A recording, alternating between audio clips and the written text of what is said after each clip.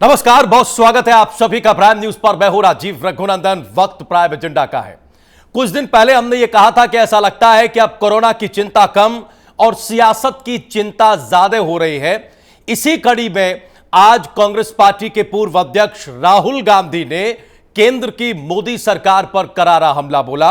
राहुल गांधी ने यह कहा कि देश में लॉकडाउन फेल हो गया है, अब सरकार को आगे की रणनीति बतानी चाहिए।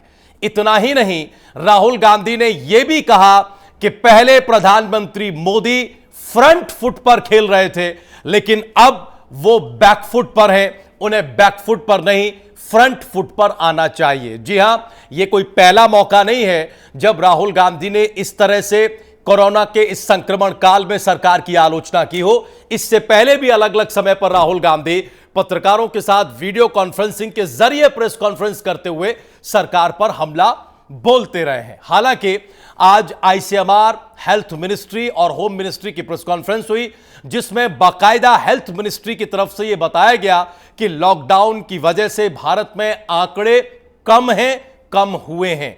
इतना ही नहीं, सरकार की तरफ से सूचना प्रसारण मंत्री प्रकाश जावड़ेकर सामने आए और उन्होंने राहुल गांधी के बयान को गलत करार दिया और यह भी कहा कि राहुल गांधी दुनिया के मुकाबले भारत के आंकड़ों को देखें और उसके बाद बोलें, उसके बाद अपनी प्रतिक्रिया दें। कुल मिलाकर स्थिति सियासी है, हर तरफ से अब सियासी बात हो रही है। कोरोना के आंकड़ों की चिंता शायद ही अब कहीं दिख रही है। इस सब के बीच उत्तर प्रदेश के मुख्यमंत्री योगी आदित्यनाथ ने एक बार फिर से आज टीम 11 के साथ तकरीबन हर रोज वो जो समीक्षा बैठक करते हैं वो उन्होंने बैठक की और अधिकारियों को अलग अलग दिशा निर्देश जारी किए। फिलहाल जो सबसे ज्यादा ध्यान है मुख्यमंत्री योगी आदित्यनाथ का, वो प्रवासी मजदूर श्रमिक वर्ग पर है। मुख्यमंत्री योगी आदित्यनाथ ये चाहते हैं कि उत्तर प्रदेश, खास तौर से उत्तर प्रदेश आने वाले जो प्रवासी हैं, जो श्रमिक हैं, उनको किसी तरह की कोई तकलीफ न हो। जो डेटा बताया जा रहा है सरकार की तरफ से प्रेस कॉन्फ्रेंस में, जो आज बताया गया उत्तर प्रदेश सरकार की प्रेस कॉन्फ्रेंस में, यह कहा गया कि 25 लाख जो प्रवासी मजदूर हैं, जो श्रमिक वर्ग के लोग हैं, वो उत्तर प्रदेश अब तक आ चुके हैं और बाकी जगहों से अभी तकरीबन रोज ही ट्रेनें आ रही हैं, जिसमें जो प्रवासी लोग हैं वो उत्तर प्रदेश का रुख कर रहे हैं। तो सरकार की विशेष निगाह, मुख्यमंत्री योगी आदित्यनाथ की विशेष निगाह इस पर बनी हुई है। तो क्या वाकई लॉकडाउन फेल हो गया है? क्या सरकार के पास आगे की रणनीति नहीं है, या फिर आज हिंदुस्तान जिस फिगर पर रुका हुआ है कोरोना संक्रमण के मामले में, यह लॉकडाउन की वजह से ही हुआ है? डिबेट इन दो हिस्सों में बटी हुई है।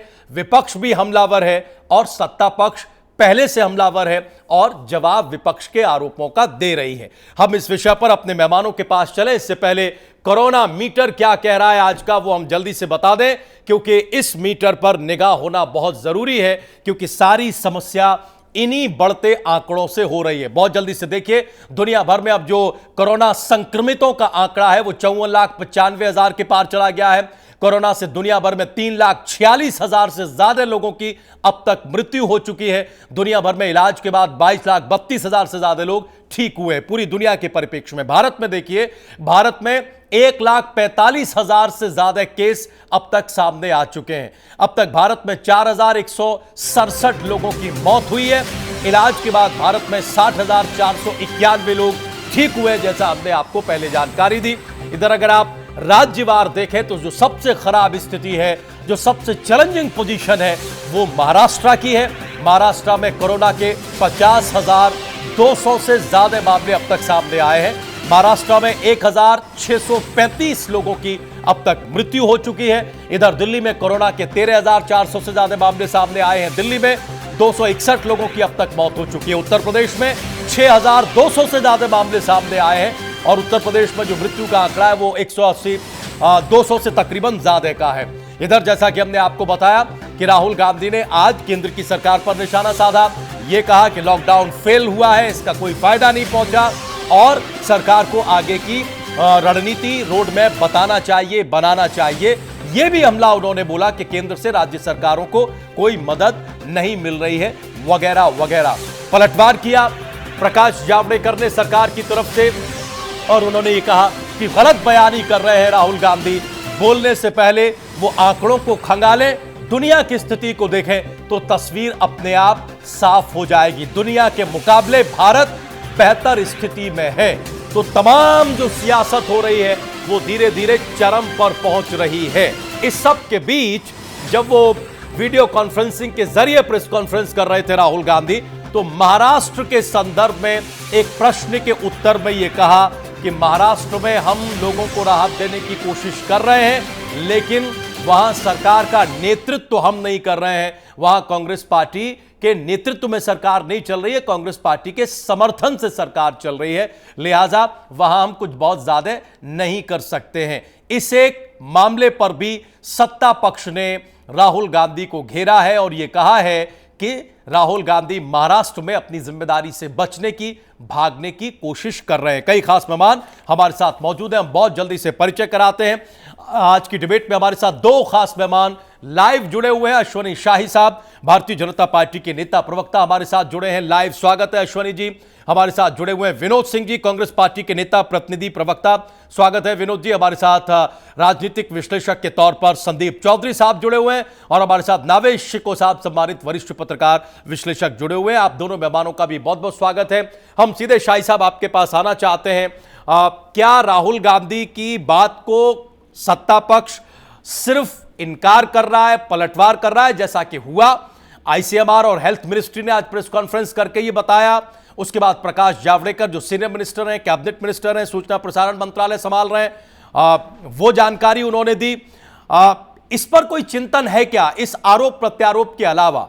क्योंकि हम और आप भी लगातार बैठ रहे हैं शाही साहब तमाम पैनल के साथ, और हम ये देख रहे हैं कि जो कॉमन बात है शाही साहब वो ये कि साहब आंकड़े बढ़ रहे हैं, बेतहाशा बढ़ रहे हैं। जो स्थिति कभी 2800, 3200, 3800, 4200, 4500 पर थी, वो अब 6000, 6500, कल तो तकरीबन 7000। कल का जो डेटा था आज का 6500 पर है, कल का 6977 था। तो क्या इस बात को लेकर चिंता है कि साहब लॉकडाउन और लॉकडाउन 4 के बावजूद आंकड़ा बढ़ रहा है? और शायद यही बात राहुल गांधी कह रहे हैं। क्या इस बात से इकरार भी है, इनकार के अलावा? शाही साहब बोलिए।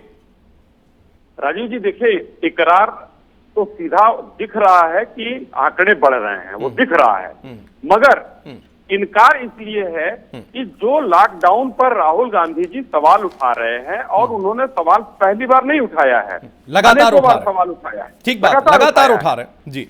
और मैं क्रमवार एक चर्चा भी करना चाहूंगा। बोलिए। बढ़ते हुए आंकड़ों के बीच में 19 मार्च को राहुल गांधी जी बोलते हैं कि मैं सरकार के साथ हूं, कंधे से कंधा मिलाकर चलना चाहता हूं। 26 मार्च को ही बोलती हैं सोनिया जी, बोलती हैं कि मैं सरकार के साथ कंधे से कंधा मिलाकर चलना चाहती हूँ। ठीक है। 25 मार्च को इस बीच में सुरजेवाला साहब प्रकट होते हैं। उन्होंने उस समय सवाल उठाए। सवाल क्या उठाया?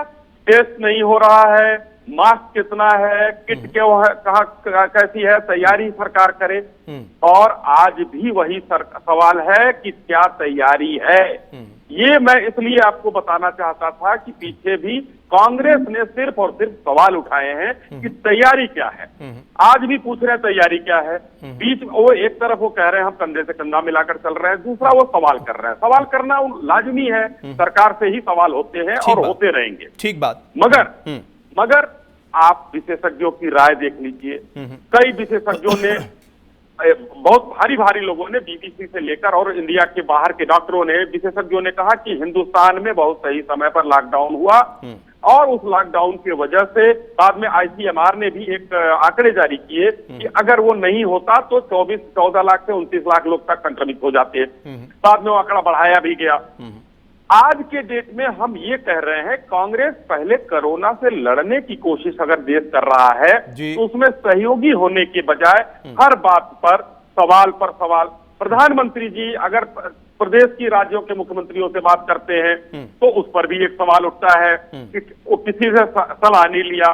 4 बार 5 बार देश को संबोधित करते हैं तो लोग कहते हैं क्यों नहीं कर रहे हैं, नहीं करते हैं तो कहते हैं क्यों नहीं कर रहे हैं। तो ये सवाल पूछना ठीक है, आप सहायक बनिए। मेरा कहने का मतलब है स्वीडन ने अगर लॉकडाउन टाइम पर किया होता तो उसका मॉर्टेलिटी रेट आज ज्यादा कम होता, बहुत ज्यादा कम होता। उन्होंने टाइम पर नहीं किया। हमने अगर 25 तारीख से लॉकडाउन किया है, उस समय आंकड़े कम थे, उस भयावह स्थिति को जान लिया माननीय प्रधानमंत्री ने और अपने विशेषज्ञों की टीम के साथ उन्होंने लॉकडाउन की अगर घोषणा की, हिंदुस्तान में आज हम बहुत कम आंकड़ों पर हैं। दूसरा जो आंकड़ा बढ़ने का जो कारण हो रहा है, एक सबसे बड़ा कारण है कि जो प्रदेश हमारे प्रवासी भाइयों को, मजदूर भाइयों को रोकने में विफल हुए हैं, वो आज कहीं भी आप दिखा लीजिए। एक बार तबलीगी जमात के कारण ये रोग बढ़ा, इसमें कोई दो राय नहीं है। दूसरी बार ये प्रवासी भारतीय जो भी आ रहे हैं, प्रवासी श्रमिक, ये लोग अपने यहाँ से आते ही हर जगह जहां जा रहे हैं टेस्ट हो रहा है और टेस्ट में वो संक्रमित पाए जा रहे हैं। धारावी मुंबई का एक ऐसा गढ़ है जहां पर कम से कम 5 लाख लोग रहते हैं, उतनी छोटी सी जगह में। शाही साहब देखिए, शाही साहब फिर हम पुराने उन्हीं तर्कों में चले जाएंगे। आज चूंकि हमें ऐसा लगता है कि शायद पहली बार मुखर होकर लॉकडाउन पर यह कहा गया है और अब देश में एक विमर्श भी हो रहा है, सवाल जवाब हो रहे होने चाहिए। आगे भी उन्होंने पूछा है, उन्होंने कहा है साहब आगे की रणनीति क्या है, सरकार ये बताए। फिर उन्होंने कहा कि साहब शुरुआत में प्रधानमंत्री मोदी फ्रंट फुट पर खेल रहे थे लेकिन अब बैक फुट पर हैं, उनको बैक फुट पर नहीं फ्रंट फुट पर आना चाहिए। इसका क्या मतलब है, ये तो समझाइए ना। तो वही तो मैंने कहा आपसे राजू जी, ये वही मैंने कहा कि जब प्रधानमंत्री जी ने किसी को नहीं छोड़ा, पूरे देश की राय ली, विपक्षी पार्टी के नेताओं की राय ली, सारे मुख्यमंत्रियों की राय ली, मीडिया की राय ली, देश के प्रतिष्ठित लोगों, इवन ग्राम पंचायत स्तर के लोगों की भी प्रधानों से उन्होंने बातचीत किया, हालचाल लिया। उस समय उनका कहता ये तो दिन भर यही करते हैं, कोई काम नहीं करते हैं। आज फिर पूछ रहे हैं वो बैकफुट पर है। आज उनकी टीम काम कर रही है। देश को उन्होंने अपने संबोधन में, पिछले संबोधन में स्पष्ट रूप से बता दिया था कि देश को कोरोना के साथ जीना है। अगर लॉकडाउन हम ना करते, उस समय कांग्रेस क्या कह रही थी? कांग्रेस कह रही थी कि लॉकडाउन करने से ये नुकसान है। उस समय 2-2, 3-3 अर्थशास्त्रियों को लेकर की सरकार का एकदम से अर्थव्यवस्था गड़बड़ हो जाएगी, नहीं खोल देना चाहिए। आज जब आई स्थिति की अर्थव्यवस्था चालू करने के लिए सरकार ने, उस दिन माननीय प्रधानमंत्री जी ने कहा कि हम नए रंग रूप में इस लॉकडाउन को खोलेंगे, तो धीरे धीरे खोला जा रहा है। अच्छा शाही साहब, बहुत जल्दी से पर ध्यान दे रहे हैं, कुछ बातें, कुछ पॉइंट आपके वैलिड है। विनोद जी हमारे साथ हैं, हम बहुत जल्दी से विनोद जी को यहां ले आते हैं। फिर 2 बहुत ही सम्मानित विश्लेषक हमारे साथ हैं, हम उनके पास जाएंगे और ये समझेंगे। हमने पहले इस बात की एक संभावना जाहिर की थी कि जैसे जैसे ये वक्त आगे बढ़ेगा, इस बात का तो आकलन होगा और होना भी चाहिए कि हमने जो इतना बड़ा फैसला लिया इस वैश्विक महामारी से निपटने के लिए, इस चुनौती का मुकाबला करने के लिए, उसमें हम कहां, किस दिशा में और किन नतीजों के साथ आगे बढ़ रहे हैं, ये चिंतन मनन होगा।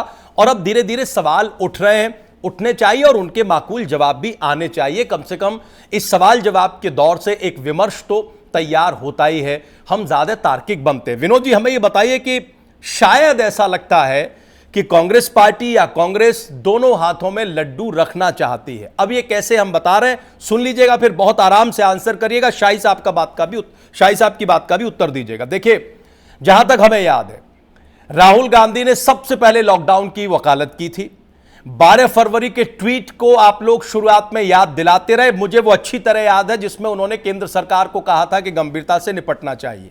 सबसे बड़ी और कामयाब रेमेडी दुनिया के सामने अब तक ये लॉकडाउन ही रही है। यह भी सही है कि वैश्विक मंच पर अलग अलग देश हो या WHO हो, भारत की इस रणनीति की तारीफ की गई है। कई बार कांग्रेस अध्यक्षा ने, खुद राहुल गांधी ने तारीफ की है कि अच्छी बात है, अच्छा हो रहा है, कंप्लीट लॉकडाउन होना चाहिए, इसकी भी वकालत कांग्रेस पार्टी की तरफ से हुई। हमने फिर यह देखा कि महाराष्ट्र और पंजाब ऐसे राज्य बने जिन्होंने केंद्र के फैसलों से पहले फैसला लिया, है ना, चाहे वो लॉकडाउन 1 को एक्सटेंड करने की बात हो, 2 को एक्सटेंड करने की बात हो। आज जब लॉकडाउन 4 चल रहा है विनोद जी, तो अचानक राहुल जी ये कहते हैं कि नहीं साहब, ये तो लॉकडाउन कामयाब नहीं हुआ, ये तो फेल है और अब सरकार आगे की रणनीति बताए। ऐसा क्यों है? यानी शुरुआत में लॉकडाउन का सजेशन, कांग्रेस शासित राज्य अग्रणी रूप से लॉकडाउन करें, उसको एक्सटेंड भी करें, बीच बीच में सहयोग की बात, और फिर अचानक आके ये कह देना कि साहब ये तो फेल रहा, ये तो सबने देख लिया है, ये पूरी तरह से फेल है, सरकार परफॉर्म नहीं कर पाई है, अब आप आगे की रणनीति बताइए। ये क्या है?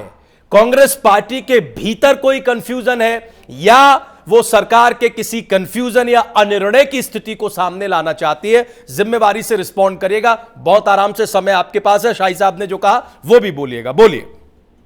देखिए, कांग्रेस पार्टी देशवासियों के हित में, प्रवासी मजदूरों के हित में अपनी भूमिका का निर्वहन कर रही है। जब सरकार सोई है, लॉकडाउन 4 आ गया, लेकिन प्रधानमंत्री जी, केंद्र सरकार का कोई जिम्मेदार व्यक्ति नीतिगत तरीके से इस पर बात करने को, सवाल लेने को, परेशानियां, बेबसी, लाचारी सुनने को और उसके समाधान के लिए प्रतिबद्ध नहीं है।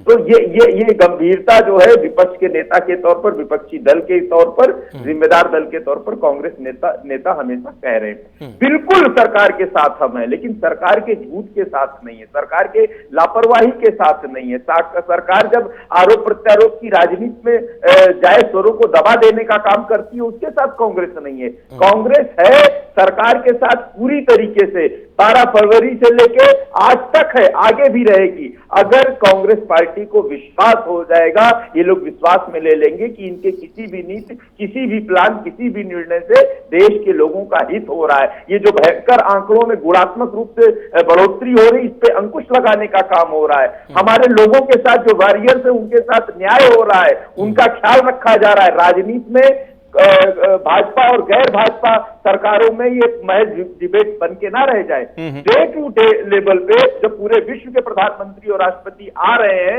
और कोरोना को एक चुनौती के रूप में अपने जनता को बताने का, कन्वे करने का प्रयास कर रहे हैं, तो भारतीय जनता पार्टी के प्रधानमंत्री तो अब मन की बात नहीं कह रहे, वो तो छुपे हुए हैं, वो तो तैयारी कर रहे हैं इस कोरोना के समय में भी अपनी उपलब्धियां बताने का, गिनाने का। तो इस तरीके का घटिया मजाक कांग्रेस पार्टी तो बर्दाश्त नहीं कर सकती। विनोद जी, हम देखिए, हम रेटोरिक में बात थोड़ी ज्यादा कर रहे हैं, हम बिल्कुल पॉइंट पर नहीं आ रहे। हम सीधा ये जानना चाहते हैं। देखिए, आज उन्होंने प्रेस कॉन्फ्रेंस करके हमला बोला, आज इस देश में ये विमर्श हो रहा है ना, वो आलोचना समालोचना जो भी हो, लेकिन ये विमर्श तो हो रहा है कि साहब ये लॉकडाउन सही रहा या खराब रहा, इसके नतीजे आए या फिर ये नाकामयाब रहा। लेकिन हमें ये बताइए ना कि कांग्रेस पार्टी की ये ढुलमुल नीति क्यों है, जो हमने पिछले 2.5 महीने में तजुर्बा किया है, वही सवालों के रूप में आपके सामने रख रहे हैं। आज कांग्रेस पार्टी का कोई भी प्रतिनिधि 12 फरवरी के ट्वीट का कोई जिक्र नहीं कर रहा है। हमें बताइए ना भाई, लॉकडाउन करना था, सारी दुनिया में अलग अलग देशों ने किया, जिन्होंने देर से किया उन्होंने ज्यादा भुगता है, उनके आंकड़े कहां हैं? आज भी आईसीएमआर ने कहा है, और यह बात साफ है, केवल आरोप प्रत्यारोप की नहीं है विनोद जी, कि साहब लॉकडाउन के नतीजे आए हैं, कम ज्यादा हो सकते हैं। तो चाहती क्या है कांग्रेस पार्टी? क्या अब लॉकडाउन पूरी तरह से हटा दिया जाए? भाई कोई मंशा भी तो समझ में आए कि लॉकडाउन फेल रहा है, तो क्या करे सरकार? कल से लॉकडाउन कंप्लीटली हटा दिया जाए, खोल दिया जाए, क्या किया जाए? बताइए विनोद जी। नहीं, हम कह रहे हैं कांग्रेस हाँ, बोलिए, आप भी बोलिए। शुरू से कह रही है सरकार को सचेत करने का, सलाह देने का, सहयोग देने का काम करने की मंशा है केवल। 12 फरवरी का ट्वीट लेकर आप बात करिए, चाहे आज के राहुल गांधी जी की चिंता की बात करिए, कल की बात करिए, प्रियंका जी के बसों को ऑफर करने की बात करिए।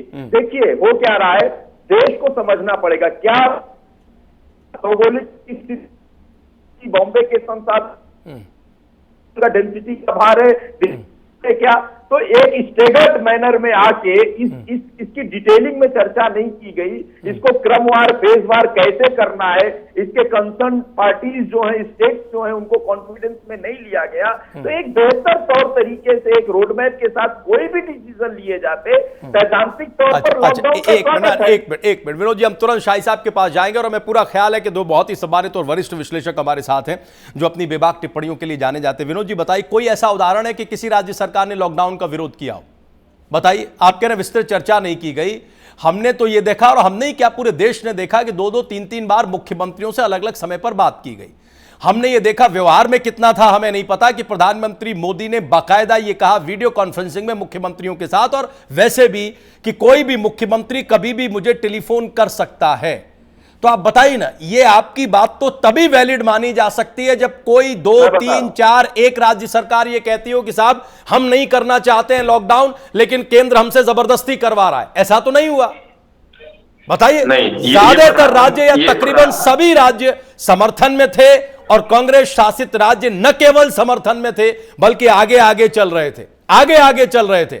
अगर फैसला 27 को होना था तो कांग्रेस शासित राज्य 24 को या 25 को ये फैसला कर रहे थे कि हम लॉकडाउन को बढ़ाएंगे। महाराष्ट्र और पंजाब ने एक नहीं 3-3 बार ऐसा किया। बोलिए, तो कहां नहीं माना जा रहा है, हमें ये तो बताइए। और माना भी जा रहा है, इसके बावजूद ये आलोचना हो रही है कि लॉकडाउन फेल रहा, ये क्यों है, ये बताइए।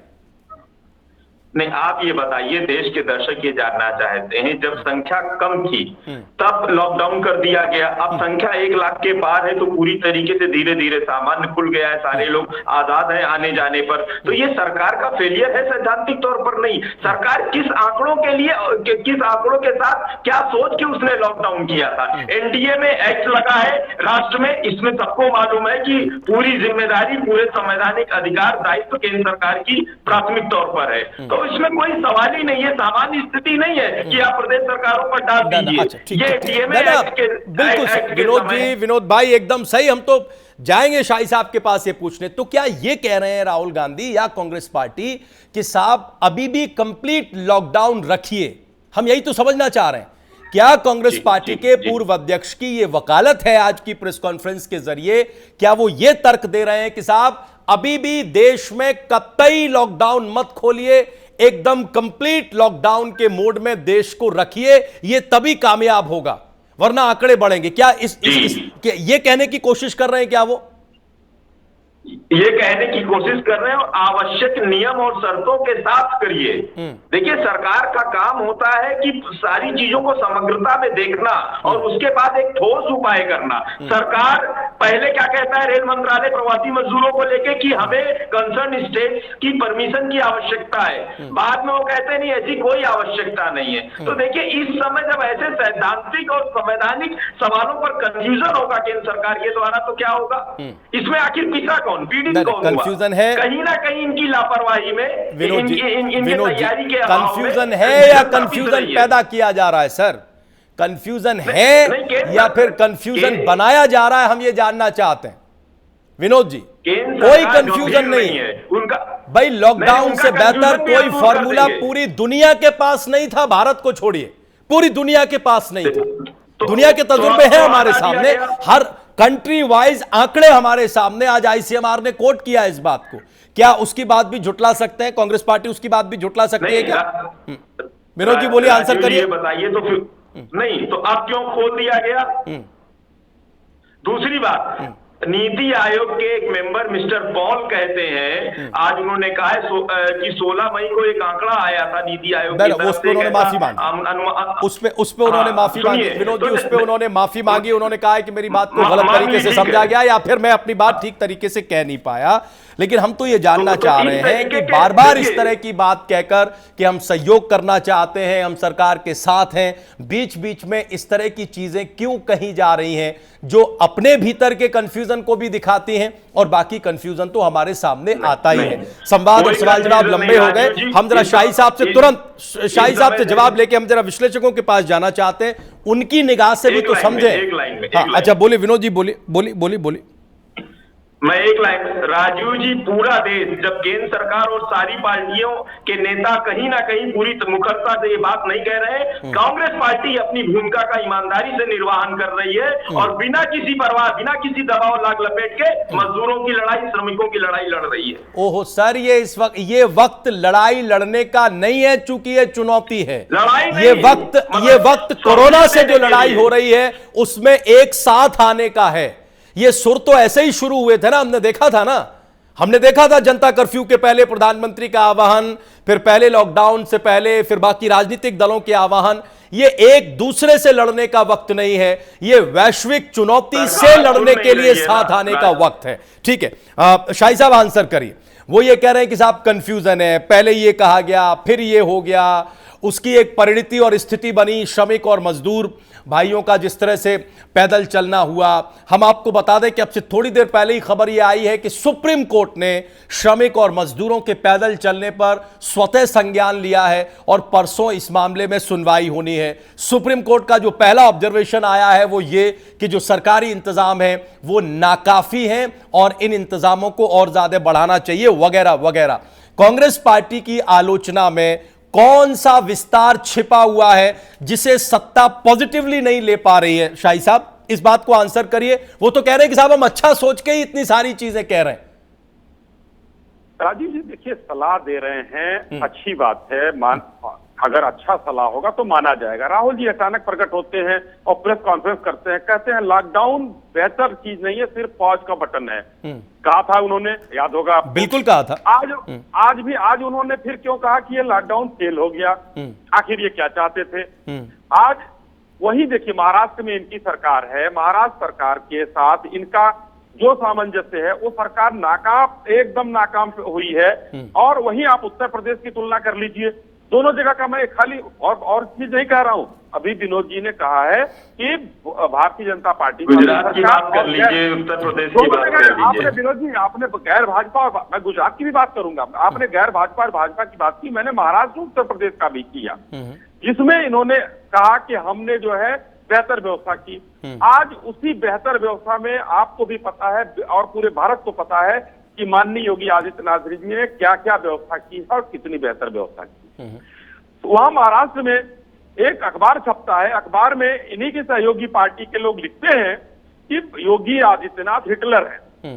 सामना का ये है, मैं बता रहा हूं, आज वही हिटलर जिसको वो हिटलर की संज्ञा दे रहे हैं, आज उत्तर प्रदेश के श्रमिकों की जान और उनकी आन बान शान बना हुआ है। आज हम लोगों ने उत्तर प्रदेश में अपने प्रवासियों की फिक्र करने की बात की, बिहार के मजदूरों की बात की, हम 130 करोड़ लोगों की बात कर रहे हैं। महाराष्ट्र में हम लोग ट्रेन भेज रहे हैं और वो लोग ट्रेन लेने की बात नहीं कर रहे हैं। ये 80 ट्रेन की बात हुई थी और ट्रेनें निरस्त करनी पड़ी क्योंकि वहां श्रमिकों की लिस्ट नहीं आ पाई थी। अचानक कल 145 ट्रेन की उन्होंने डिमांड कर दी है रात में महाराष्ट्र सरकार ने। डिमांड करते करते हमारी जब ट्रेन वहां जा रही है तो 20 ट्रेन चलाने भर की पैसेंजर उनके नहीं थे। आज दोपहर तक उनकी जो है 2 या 3 ट्रेनें चली थी। ये सरकार के इंतजाम ये नाकाफी है कि नहीं है? आप वहां पर भारत सरकार ने सभी लोगों को, जो भी श्रमिक हैं उनको चलाने के लिए रेलवे की व्यवस्था कर सकती है, यही तो कर सकती है सरकार। 4000 करोड़ का राशन महाराष्ट्र सरकार को भारत सरकार दे रही है। 1000 करोड़ शेल्टर होम्स और अन्य चीजों के लिए दिया जा रहा है। ये नाकाफी है? अगर ये लोग कहते हैं ये नाकाफी है तो फिर ये राय बताएं। आज अचानक जो है इनके ही वही नेता ने कह दिया कि महाराष्ट्र सरकार में तो हमारा कोई योगदान नहीं है, हम उनको सलाह दे सकते हैं, हम उसमें रायशुमारी की सिर्फ हैसियत रखते हैं, हमारा कोई नहीं। 12 मंत्री उनके क्या कर रहे हैं? वो सरकार में है, उनको बड़ी जिम्मेदारी के साथ चीजों को रखना चाहिए। राहुल जी जब भी आते हैं मुंह खोलते हैं, कुछ न कुछ ऐसा औल जरूर बक जाते हैं। ठीक है शाही साहब, अब हम 2 विश्लेषकों को ले आए। चूंकि हमारे दोनों सम्मानित विश्लेषकों ने आप दोनों लोगों की बातें बड़े आराम से, धैर्य से सुनी है, इसलिए उम्मीद हम ये करते हैं कि आप लोग भी उनकी बातों को पूरे धैर्य से सुनेंगे। हम संदीप चौधरी साहब के पास जाएं, इससे पहले नावेद साहब को हम लाना चाहते हैं। नावेद जी देखिए, हमें तो ऐसा लगता है अब तो तकरीबन 60 दिन का समय हो रहा है और एक अंदाज ये था या फिर एक अपेक्षा ये थी नावेद साहब कि देश की राजनीति एक बेहतर पॉजिटिव उदाहरण पेश करेगी, चाहे वो सत्ता पक्ष हो या विपक्ष, कि इस चुनौती से ये देश ऐसे लड़ा कि कोई भी पॉलिटिकल अदावत नहीं रही, है ना। लेकिन हम देख ये रहे हैं कि कोई भी राजनीतिक दल कोई भी मौका छोड़ना नहीं चाह रहा है, चाहे वो सत्ता हो या फिर विपक्ष हो। हमें बताइए कि जब ये विमर्श या ये बात राहुल गांधी रखते हैं देश के सामने कि साहब लॉकडाउन फेल रहा, भारत के परिप्रेक्ष्य में लॉकडाउन कामयाब नहीं रहा और सरकार आगे की रणनीति बताए, तो क्या कुछ अंदाज लगा सकते हैं कि उनके जहन में, उनके मन में क्या है? केवल हिट करके भागने की कोशिश है या फिर कोई गहरी चिंता वो शेयर कर रहे हैं जिस पर सत्ता को गंभीरता दिखानी चाहिए? इस सवाल को आप कैसे ले रहे हैं या इस आलोचना को, इस पॉइंट को आप कैसे लेते हैं? इसमें क्या छिपा हुआ है नावेद साहब? जी, मुझे राहुल गांधी के इस तरह के बयान और इस तरह के सवाल उठाने के पीछे 2 पहलू नजर आ रहे हैं। एक के वो अपना फर्ज निभा रहे हैं और दूसरा कि वो गंदी राजनीति कर रहे हैं। बात राहुल गांधी की नहीं है, देश के जितने भी राजनेता हैं, जितने भी राजनीतिक दल हैं, उन दोनों के यही चेहरे समझ में आ रहे हैं। एक क्योंकि वो राजनीतिक पार्टी से जुड़े हैं, चाहे सत्ता में हो चाहे विपक्ष में हो, सवाल उठाएंगे, काम का अपना बखान करेंगे। एक तो ये उनका फर्ज हो गया और उनका ये अधिकार हो गया। लेकिन इसके पीछे कुछ गंदगी नजर आ रही है, सिर्फ राहुल गांधी में नहीं, सत्ता पक्ष में भी, अखिलेश यादव में भी, मायावती में भी, केजरीवाल में भी, सब में एक नकारात्मक पहलू नजर आ रहा है। देखिए, राजनीतिक दल का जुड़ा हुआ कोई नेता राजनीति तो करेगा, जैसे सत्ता पक्ष में है तो अपने कामों का वो बखान करेगा, बताएगा मैंने अच्छा काम किया, और अगर विपक्ष में है तो वो सवाल उठाएगा, उसकी ड्यूटी है, उसका कर्तव्य है। लेकिन राहुल गांधी का इस वक्त सवाल हुआ है तो राहुल गांधी के दो पहलू हैं। पहले तो ये कि वो बार बार सवाल उठा रहे हैं, बार बार तारीफ भी कर रहे हैं। आपने भी ये बात कही, देश ने भी देखा कि राहुल गांधी ने प्रधानमंत्री जी के कई फैसलों का स्वागत भी किया और कई सवाल भी उठाए। सवाल इस बात का है कि राहुल गांधी के, अब मैं नकारात्मक रूप की तरफ आऊंगा, कि जिस तरह वो एक्टिव है उनको होना चाहिए, वो विपक्षी दल के बड़े नेता हैं, उनको सवाल उठाना उनका कर्तव्य है, उनका अधिकार है। लेकिन जिस हिसाब से उनकी कांग्रेस पार्टी के कुछ सूबों की स्थिति बहुत बुरी है, वहां पर वो ग्राउंड पे नजर नहीं आ रहे हैं। वहां की खामियों को भी अपने मुख्यमंत्रियों को बताएं क्या चूक रह गई है। दूसरी बात, राहुल गांधी का जो सकारात्मक पक्ष है वो सवाल उठाना उनके जायज है। लॉकडाउन कहीं ना कहीं असफल हुआ है, ये कहना भी जायज है, ये देश भी कह रहा है। देखिए, ऐसा है कि लॉकडाउन की बुराई तो कोई नहीं कर सकता, उस फैसले को कोई गलत तो नहीं कह सकता। दुनिया का कोई भी आदमी हो, चाहे वो आम इंसान हो या एक्सपर्ट हो, उसको गलत नहीं कहेगा। लेकिन उसको लागू करने में कुछ चूकें हुई हैं। नंबर 1, जिस वक्त उसको लागू किया गया उस वक्त इस बात का ख्याल नहीं रखा गया। इस पूरे देश में कई सूबों में प्रवासी मजदूरों की बहुत बड़ी संख्या है जो बहुत कमजोर होते हैं पैसे में, जिनके पास रोज खाना और रोज कमाने का एक सिस्टम होता है। मैं मानता हूं कि सरकारों ने उनके लिए कुछ सोचा, कुछ किया, लेकिन हम सिर्फ ये मान लें कि साहब उस राज्य में तो वो तो कांग्रेस की है, उन्होंने नहीं किया, साहब उसने, उसकी बुरी स्थिति, तो ये गंदी राजनीति। देखिए, एक बात तो समझ में आती है, नरेंद्र मोदी जी ने बतौर प्रधानमंत्री, एक बड़े नेता के तौर पर उन्होंने एक बहुत अच्छे फैसले किए, बहुत कर्मठता दिखाई, लेकिन इस बात को मानना पड़ेगा कि जब वो 4 बार इस देश की जनता से मुखातिब हुए तो उन्होंने इस बात का एहसास खुलकर नहीं किया कि हमारे प्रवासी मजदूर वो अपने विश्वास में लेते, उनको बताते, वो बताते। देखिए, एक चीज को मानना पड़ेगा कि राज्य सरकारों में अगर बीजेपी ये कह रही है कि साहब महाराष्ट्र में ऐसा क्यों हो रहा है, पंजाब में ऐसा क्यों हो रहा है, ठीक है, वो कहना सही है, लेकिन बहुत कुछ अधिकार जो हैं वो केंद्र सरकार के पास होते हैं, उसके पास गृह मंत्रालय होता है, उसके फैसलों को कोई राज्य सरकार टाल नहीं सकती है। अगर केंद्र सरकार चाहती है, अगर मोदी जी चाहते तो वो तवज्जो देते, ज्यादा तवज्जो देते, उनको अल्टीमेटम देते। नावे साहब हम थोड़ा साफ करते चले, थोड़ा साफ करते चले, क्योंकि आप और संदीप जी जो टिप्पणी रखेंगे उसका उत्तर देना या उसमें से जो सवाल निकलेंगे वो शाही साहब और विनोद जी की जिम्मेदारी है। आप ये कह रहे हैं अब तक के विश्लेषण में कि लॉकडाउन सही था, सही है, लेकिन श्रमिक और मजदूर वर्ग को जिस तरह से डील किया गया वहां सरकार से चूक हुई, यही कह रहे हैं ना अंडरलाइन करके। आधा मिनट दे दीजिए। देखिए, जिस वक्त वो 4 बार मुखातिब हुए नरेंद्र मोदी जी, उन्होंने एक बार भी श्रमिक मजदूर जैसा कोई शब्द भी इस्तेमाल नहीं किया, जबकि वो सबसे बड़ी चुनौती थी, उनको विश्वास में लेना चाहिए था। मोदी जी इतने लोकप्रिय नेता है कि उनकी बात को इतने ध्यान से सुनती है जनता। मैंने एक स्टोरी भी की थी कि जो लोग पैदल जा रहे हैं, जिनके पैरों में छाले पड़ गए हैं, वो भी मोदी जी की तारीफ कर रहे थे, मैं गवाह हूं, मोदी मोदी उनके छाले भी कह रहे थे। तो अगर जिस तरह से वो जनता से मुखातिब हुए, अगर उनको विश्वास में लेते, कहते कि अगर राज्यों की सरकार कुछ कमी है भी तो हमारी केंद्र सरकार, हमारा गृह मंत्रालय आपको महफूज रखेगा, आपको विश्वास में लेगा। उन्होंने 4 बार में एक बार भी उनका जिक्र नहीं किया।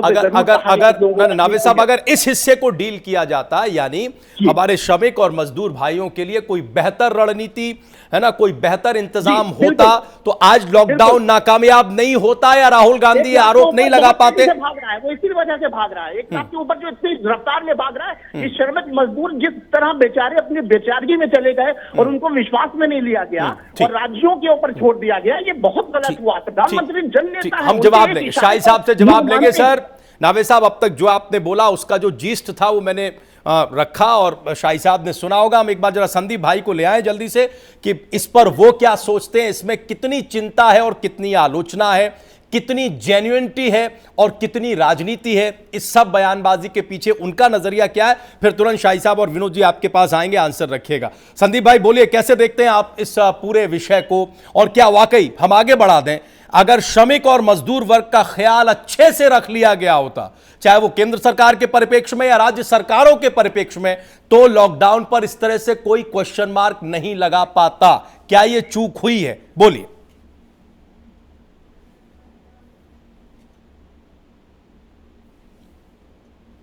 संदीप जी आप जुड़े हुए हैं हमारे साथ, आवाज मिल रही है आपको, प्लीज बोलिए, हम सुन रहे हैं। मैं आपको सुन पा रहा हूं, हाँ, आप मुझे सुन पा रहे हैं? हाँ आ रही है आपकी आवाज, हाँ, बोलिए, मेरा प्रश्न आपने सुना, उत्तर दीजिए।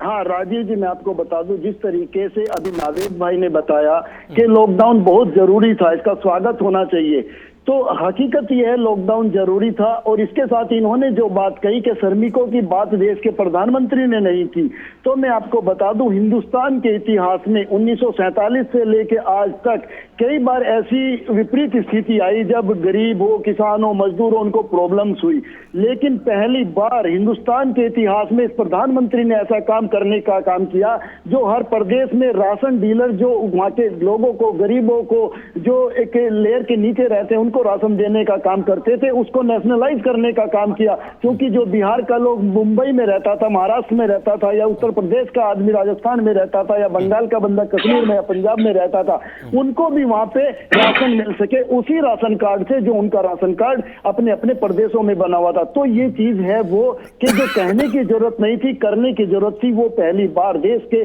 प्रधानमंत्री ने करके दिखाया। और अब बात आती है राहुल गांधी की, जिस तरीके से राहुल गांधी ने प्रेस कॉन्फ्रेंस की और राहुल गांधी ने लॉकडाउन को फेल बताया और केंद्र सरकार पर सवाल उठाए, तो ये उन्होंने अपना विपक्ष का रोल अदा किया है। क्योंकि वो मीडिया से दूर थे, कोई ऐसा इशू नहीं था कि राहुल गांधी को कहीं से एंट्री मिले, तो ये प्रेस कॉन्फ्रेंस उनको अपनी राजनीति के लिए, अपने कद के लिए जरूरी थी, तो उन्होंने इसमें केवल और केवल विपक्ष का रोल अदा करने का काम किया है। और जो हमारे देश में होता है इसके सरकारों पर उंगली उठाने का काम किया है। आप मुझे एक बात बताइए राजीव भाई, आप पहले तो मैं आपको हिंदुस्तान के चारों तरफ, आप पाकिस्तान जाइए, बांग्लादेश जाइए, श्रीलंका जाइए, किसी भी देश में जाएंगे, अमेरिका तक आप चले जाइए, इटली की बुरी हालत हुई वहां पे चला जाइए, आप मुझे किसी भी विपक्ष के नेता का नाम नहीं बता सकते जिसने अपनी सरकारों पर उंगली उठाई हो इस मुद्दे पे, कोरोना वाले मामले पे। क्योंकि कोरोना एक बिल्कुल अलग तरह की प्रॉब्लम है, इसमें सबको मिलकर लड़ने की जरूरत है और समस्याएं बिल्कुल अलग तरीके है। इसकी पहले से पंचवर्षीय योजना में कोई तैयारी नहीं थी, कहीं पे कोई तैयारी नहीं थी, और ना इसका किसी के पास वैक्सीन है। इसका वैक्सीन राहुल गांधी के पास भी नहीं है, इसका इलाज राहुल गांधी के पास भी नहीं है, इसका इलाज मोदी जी के पास भी नहीं है, इसका इलाज ट्रंप के पास भी नहीं है। तो संदीप भाई आप कह रहे हैं कि लॉकडाउन पर प्रश्न उठाकर शुद्ध राजनीति करने की कोशिश कर रहे हैं कांग्रेस पार्टी के पूर्व अध्यक्ष, इसका कोई हकीकत से वास्ता नहीं है संदीप जी? बिल्कुल राजनीति करने की कोशिश कर रहे हैं। शाही साहब आंसर करिए, जो विनोद जी ने कहा और खासतौर से जो नावेद जी ने कहा, इस पर बोलिए, फिर हम विनोद जी के पास जाएंगे कि साहब इस तरह की राजनीति क्यों कर रहे हैं। संदीप चौधरी जी का ये ऑब्जर्वेशन है, बोलिए। देखिए राजीव जी, मैं नावेद भाई की एक बात को मैं कहूंगा, उनकी भावनाओं को समझते हुए, उन्होंने कहा कि प्रवासी मजदूरों को माननीय प्रधानमंत्री जी ने एक बार भी उनका नाम नहीं लिया, और हो सकता है कि इनको ये लगता हो कि प्रवासी मजदूरों को अगर वो नाम लेते तो कहते तो रुकते लोग। लेकिन वहीं दूसरी तरफ मैं आ रहा हूं कि उन्होंने, संदीप जी ने उसका एक जवाब दिया कि राहुल गांधी जी बार बार लॉन्च होने के लिए, पता नहीं कितनी बार लॉन्च होंगे वो मुझे नहीं पता है, प्रियंका जी लॉन्च होंगी, राहुल जी लॉन्च होंगे, वो तो उनका कार्यक्रम चल रहा है, वो सिर्फ और सिर्फ लॉन्च होने के लिए प्लेटफॉर्म पे आ रहे हैं। कभी फुटपाथ पे बैठ रहे हैं, कभी कुछ कर रहे हैं, कभी प्रेस कर रहे हैं, कभी अर्थशास्त्री को लेके आ रहे हैं। अच्छी बात है, उनका अलग वो मुद्दा है। पूरे विश्व में सच्चाई है, मैं संदीप जी की बात से एकदम मुतमईन हूं कि सिर्फ और सिर्फ भारत ऐसा देश है जो कोरोना से भी लड़ रहा है और विपक्ष से भी लड़ रहा है। विपक्ष जो है सरकार को कोई काम नहीं करने दे रहा है, सिर्फ और सिर्फ सवाल उठा रहा है और आंकड़े सिर्फ मांग रहा है। मैं मुतमईन हूं उनकी बातों से। आज मैं बताना चाहूंगा कि उत्तर प्रदेश, बिहार, उड़ीसा, झारखंड, ये 4 राज्य हैं ज्यादा मजदूर हैं, ये आप भी मानते होंगे जी। और दिल्ली, गुजरात, महाराष्ट्र, पंजाब, हरियाणा, ये 4-5 स्टेट है जहां पर सर्वाधिक यहाँ रहते भी हैं। हमारे मजदूरों को, हमारे प्रवासी भाइयों को बसों से ले जाकर छोड़ने का काम किसने किया? हरियाणा की सरकार ने नहीं किया, गुजरात की सरकार ने नहीं किया, ये पंजाब की सरकार ने किया, ये महाराष्ट्र की सरकार ने किया, ये दिल्ली की सरकार ने किया।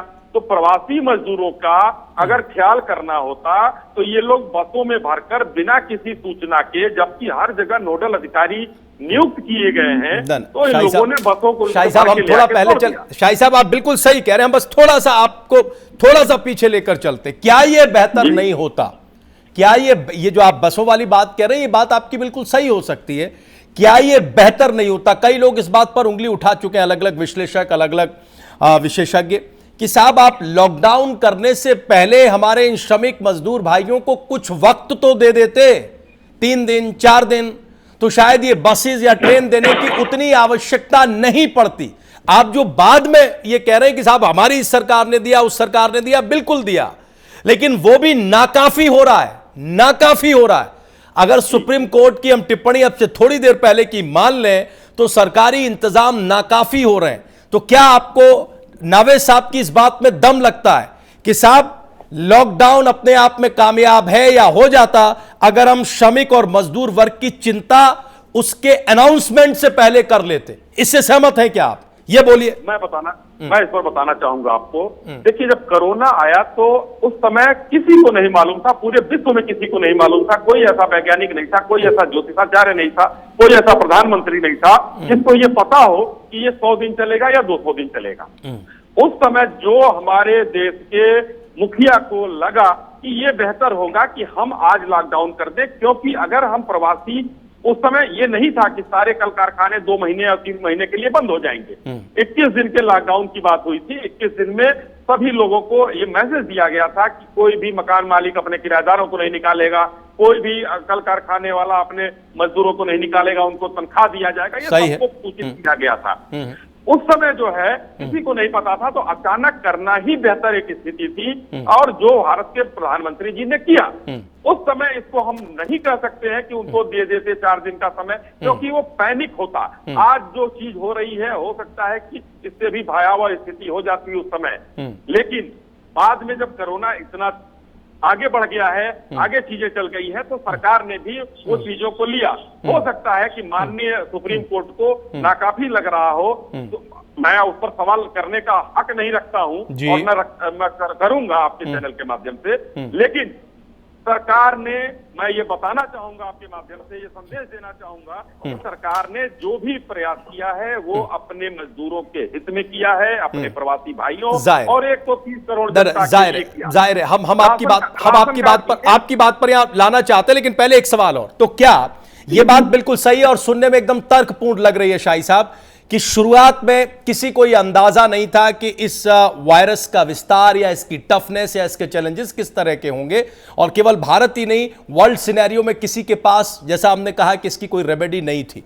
हमें ये बताइए कि अब जो राहुल गांधी पूछ रहे हैं, अब तो हम लॉकडाउन 4 में हैं, 31 मई तक ये लॉकडाउन 4 है, वो कह रहे हैं कि अब साहब आगे की रणनीति बताइए। तो हमें तब तजुर्बा नहीं था जब हमने लॉकडाउन 1 किया था 21 दिनों का, लेकिन क्या अब हमारे पास या हमारी सरकार के पास कोई रोड मैप है? अब हम क्या करने जा रहे हैं? देखिए, बहुत सारी आशंकाएं तैर रही हैं, बहुत सारी, और बड़े कंट्राडिक्शन भी हो रहे हैं, है ना। आज वो विषय नहीं है, हमारे विश्लेषक अपनी बात रख रहे हैं बहुत ही मजबूती और निष्पक्षता से। देखिए, 2-3 चीज हम कर क्या रहे हैं कि हम इंडस्ट्री को खोल रहे हैं लेकिन मजदूरों को घर भिजवा रहे हैं। तो साहब वो इंडस्ट्री चलेगी कैसे? हर जगह ये चिंता है। कुछ इस तरह की अफवाहें भी हैं बाजार में कि साहब एक बार फिर से कंप्लीट लॉकडाउन हो सकता है, 15 दिन बाद हो जाए, 1 महीने बाद हो जाए, हमें नहीं पता कितना सही है कितना गलत है। तो हम ये जानना चाह रहे हैं कि तब कोई रणनीति नहीं थी, बिल्कुल सही है, क्योंकि सिचुएशन उस तरह की थी, लेकिन क्या आज जो सवाल उठाया जा रहा है कि आगे की रणनीति बताई जाए, आगे का रोड मैप क्या है वो बताया जाए, क्या अब कोई ठोस रणनीति है या तैयार की जा रही है? शाही साहब, इस पर तो रोशनी डालिए। जी राजीव जी, देखिए, सरकारें अपना काम बेहतरी से कर रही हैं और रणनीति के तहत कर रही हैं।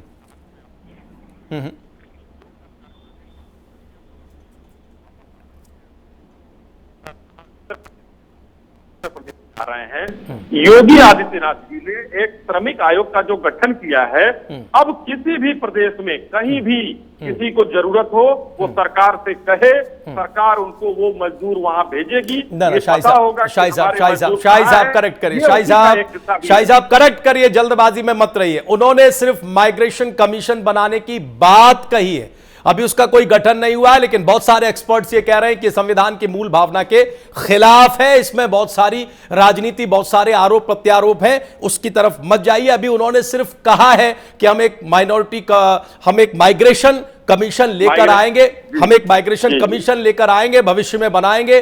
और किसी भी राज्य सरकार को अगर उत्तर प्रदेश का कोई श्रमिक या मजदूर चाहिए होगा तो पहले वो सरकार की अनुमति लेगा, और वो इसलिए लेगा क्योंकि सरकार उसे मिनिमम गारंटी देने जा रही है। ऐसा एक प्लान है उत्तर प्रदेश की योगी सरकार का, तो वो अभी बना नहीं है, उस तरफ मत जाइए। हमारे अभी रोड मैप पर रही है कि और वो संविधान की मूल भावना के खिलाफ है, कुछ विश्लेषक ये कह रहे हैं, जो प्रथम दृष्टया सुनने में भी ठीक लगता है कि कोई सरकार ये कैसे तय कर सकती है कि कौन कहां जाएगा कहां नहीं जाएगा वगैरह वगैरह, वो एक अलग टेक्निकलिटीज है। हमें सिर्फ इस पर बताइए कि क्या अब रोड मैप है जो राहुल गांधी की चिंता, आलोचना, राजनीति जो कुछ भी है, लेकिन उसमें कुल जमा ये छिपाए कि आगे का बताए सरकार, तो क्या आगे का कुछ है ठोस कि साहब अब हम ये करेंगे चाहे कुछ हो जाए, हम इतनी टेस्टिंग करेंगे, इससे ऐसे निपटेंगे। अब जैसे चर्चा ये चल रही है कि जल्दी मेट्रो और सड़क परिवहन खोलने की भी तैयारी है। हमने दिल्ली में ये तजुर्बा किया है, पूरे देश ने किया है कि जो छूट दी गई है उससे अचानक 3-4-5 दिनों में 3500 4000 केसेस सामने आ रहे हैं। तो हम जो कर रहे हैं उसकी चुनौती भी साथ साथ उतनी तेजी से बढ़ रही है। ऐसे में कंक्रीट रोड मैप की आवश्यकता तो पड़ेगी, अगर है तो बोलिए कि क्या करना है अब। एकदम राजीव जी, मैं ये बताना चाहूंगा, हिंदुस्तान हम गरीबों का देश है, और गरीब हम रहते हुए भी अगर हम आज कल कारखाने नहीं खोलेंगे, वहां पर अगर अपने इकोनॉमिक्स को हम ध्यान में नहीं रखेंगे, तो कल यही विपक्ष के लोग अर्थशास्त्रियों को बैठाएंगे और कहेंगे कि हमारी जीडीपी जीरो जाएगी, माइनस जाएगी। हमको उस पर भी ध्यान देना, सरकार को उस पर भी ध्यान देना है, सरकार उस पर ध्यान दे रही है। अगर कहीं कोई चीज लग रहा है कि हमारा टेस्टिंग, और आज के डेट में हम 1 लाख से ऊपर टेस्टिंग रोज करने की स्थिति में आ चुके हैं, टेस्टिंग भी बढ़ रही है, तो ये रोड मैप का ही एक नतीजा है कि जो हम टेस्टिंग बढ़ा पा रहे हैं और इन लोगों को इकोनॉमिक्स की तरफ भी बढ़ाने की बात कर रहे हैं। लेकिन दूसरा चीज मैं ये कहूंगा कि आने वाले दिनों में स्थिति भयावह होगी या बेहतर होगी, ये भविष्य के काल के मतलब भविष्य के गर्त में छुपा हुआ है। लेकिन ये जो सरकारें एक एक कदम रख रही हैं, वो सबके हित में रख रही हैं। अस्पताल हमारे तैयार हैं, हमारे डॉक्टर तैयार हैं, हमारा पीपीई किट तैयार है, हमारा टेस्टिंग किट तैयार है, हम किसी भी चीज से लड़ने को तैयार हैं। लेकिन साथ में हमारी अर्थव्यवस्था अगर बेहतर रहेगी तो हम लड़ने की स्थिति में और भी आ सकते हैं, नहीं तो हम बहुत बिल्कुल सही, बिल्कुल सही। अब जरा हम विनोद जी से एक छोटा संवाद कर लें, फिर अपने विश्लेषकों को हम जरूर दोबारा मौका देना चाहते हैं। विनोद जी, हमें एक बात बताइए कि हम जितनी भी प्रेस कॉन्फ्रेंसेज या जितने भी वक्तव्य राहुल गांधी के देख रहे हैं, कांग्रेस पार्टी के दूसरे नेताओं के भी, खासतौर से 20 लाख करोड़ का पैकेज जब केंद्र सरकार ने, प्रधानमंत्री मोदी ने अनाउंस किया, एक बात जो बार बार वो कह रहे हैं या कांग्रेस पार्टी कह रही है कि साहब 5000 दे दीजिए डायरेक्ट, या फिर 6500 दे दीजिए डायरेक्ट मजदूर और हमारे श्रमिक भाइयों को। आज उन्होंने कहा 7500 दे दीजिए डायरेक्ट। ये बात तो एक तर्कपूर्ण समझ में आ रही है, इसके अलावा में बाकी चीजें समझ में नहीं आ रही हैं कि फर्ज करिए कि कांग्रेस पार्टी की सरकार होती तो क्या करती है। तो बात सही है जो शाही साहब कह रहे हैं कि ये वायरस, इसकी टाइमिंग, इसका स्प्रेड होना यानी विस्तार होना, इसका रिएक्शन होना इतना अनप्रेडिक्टेबल है कि आप इसमें कोई लंबी चौड़ी 6 महीने की योजना नहीं बना सकते। तो ऐसे में क्या एक्सपेक्टेशन आपकी सरकार से है कि सरकार क्या रोड मैप अभी बता दे अगले 3 महीने का, जबकि हमें पता ही नहीं है। हमें नहीं पता है कि वायरस आने वाले दिनों में कमजोर पड़ेगा या मजबूत होगा। हमें यह नहीं पता है कि यह किस तरह से वर्ल्ड सिनेरियो में रिएक्ट करेगा, है ना। मोर्टेलिटी रेट इसका सबसे कम है, अभी भी हिंदुस्तान में सबसे कम है। आज ही फिगर आया है भारत के परिप्रेक्ष्य में 2.8% इंडिया में इसका मोर्टेलिटी रेट है। तो किस रोड मैप की बार बार बात की जा रही है वो समझ से परे है। और हमें एक तुलना करके अगर आप संक्षेप में बता सकते हो कि फर्ज कर लीजिए हाइपोथेटिकली कि इस वक्त कांग्रेस पार्टी के हाथ में ही नेतृत्व होता, तो क्या ऐसा हो जाता है इस लड़ाई में जो ये नहीं कर पा रहे, बोलिए। देखिए, कांग्रेस पार्टी, बहुत अच्छा सवाल आपने किया। कांग्रेस पार्टी की सरकार होती, पहली बात जो राहुल जी चिंता कर रहे थे और लोग हंस रहे थे, आज सुप्रीम कोर्ट ने नोटिस देने का काम किया है, अब उसमें गंभीरता से जवाब देंगी सरकार।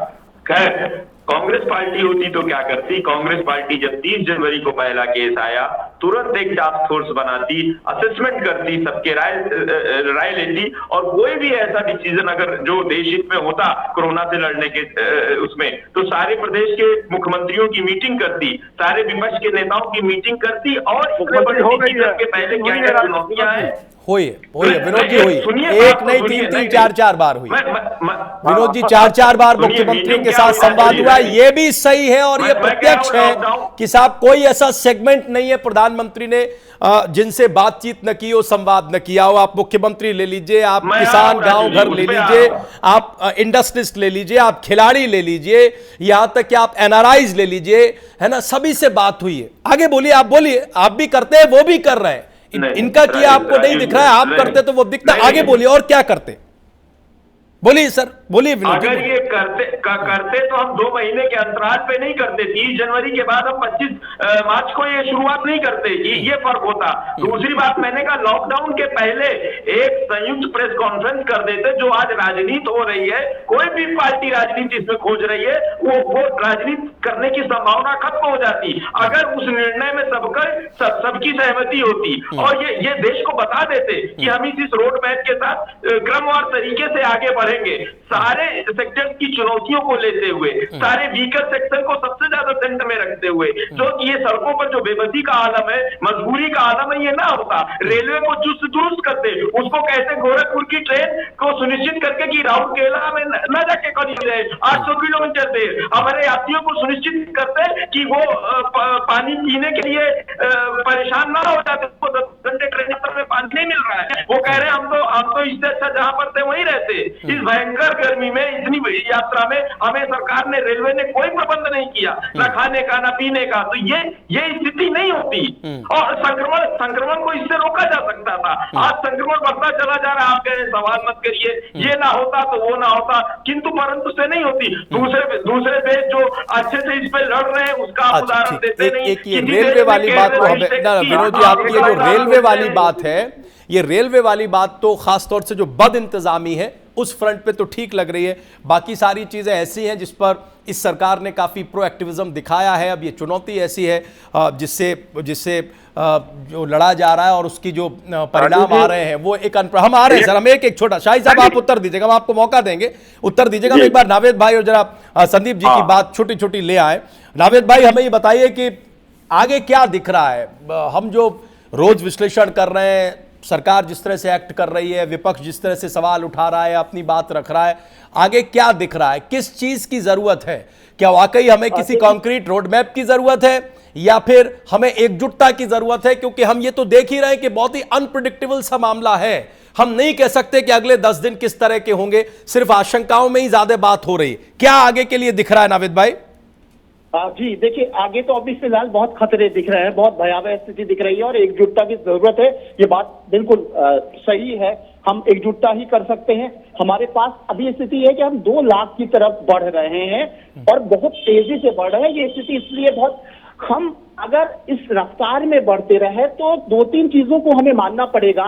हमारे पास पर्याप्त संसाधन नहीं है, ये नंबर 1। दूसरी बात यह कि अगर हम जिस तरीके से आर्थिक मोर्चे की लड़ाई लड़ने शुरू की थी, हमने रणनीति बनाई थी, अगर इसी तरह से बढ़ता रहा तो हम उस तरफ एक कदम भी नहीं बढ़ पाएंगे और हम कंगाल होते जाएंगे। ये जो कड़वा सच है। तीसरी चीज ये कि अगर हम इस चीज को, इस बढ़ते हुए संक्रमण को रोकने के लिए लॉकडाउन को तेजी से फिर से लागू करते हैं, सख्ती से लागू करते हैं, तो ये भी बहुत कठिन है क्योंकि हमारे देश की पुलिस थक चुकी है। ठीक कह रहे हैं। हमारे देश की पुलिस ने वो काम किया है जो मैं समझता हूं कि अपने पूरे कार्यकाल में शायद ही किसी पुलिस अफसर या सिपाही ने किया हो, क्योंकि अब टेम्परेचर भी बहुत बढ़ गया है और जिस तरीके से वो 2 महीने 1.5 महीने जो लगातार ग्राउंड पे रह के पूरे देश को, लॉकडाउन को सफल बनाने के लिए उसने कोशिश की है। अब अगर इस तरह की हिदायतें दी जाती हैं तो उसके लिए भी संभाल पाना बड़ा मुश्किल होगा। बिल्कुल सही, बहुत बुरी स्थिति है। बिल्कुल सही नावेद भाई, एकदम वैलिड पॉइंट आपने उठाया है। आगे इस पर कभी और विस्तार से चर्चा करेंगे, लेकिन आज जो आपने बात कही है वो बिल्कुल सही है